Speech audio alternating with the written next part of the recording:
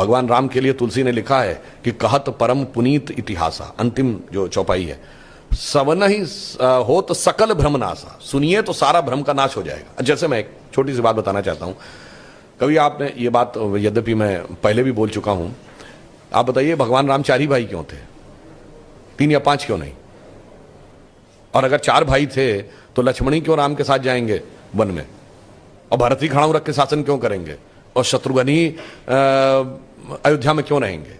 क्योंकि 4 भाई 4 पुरुषार्थ के प्रतीक है, धर्म अर्थ काम मोक्ष। भगवान राम धर्म है, शत्रुघ्न अर्थ है, लक्ष्मण काम है और भरत मोक्ष है। अब देखिए साहब, धर्म के साथ काम यानी कामना यानी इच्छा सदैव संयुक्त रहनी चाहिए, इसलिए लक्ष्मण सदैव साथ में रहेंगे।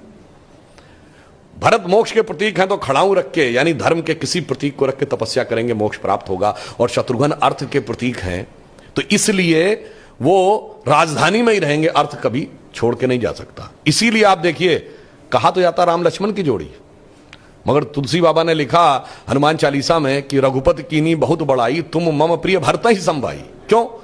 देखिए, कामना को तो धर्म सबसे प्रिय होना चाहिए, लक्ष्मण को राम प्रिय होने चाहिए, धर्म को मोक्ष। और फिर मैं एक और बात बताऊं, जो लोग कहते हैं ना राजा दशरथ के 3 रानियां क्यों थी, क्यों? इसमें 2 ही जुड़वा भाई हैं, कौन? लक्ष्मण और शत्रुघ्न। एक कामना एक अर्थ यानी इच्छा और पूर्ति, ये तो जुड़वा भाई हैं। और 3 क्यों होना जरूरी था? ये चारों चीजें एक ही स्रोत से नहीं आ सकती। धर्म सतोगुण से आएगा तो कौशल्या जी सतोगुण का प्रतीक है तो राम की मां है। अर्थ और काम रजोगुण से आएगा तो सुमित्रा जी रजोगुण का प्रतीक है तो उनसे काम और अर्थ उत्पन्न होगा। और केकई तमोगुण की प्रतीक है, मोक्ष प्राप्त करने के लिए तमोगुण के पार जाना पड़ेगा।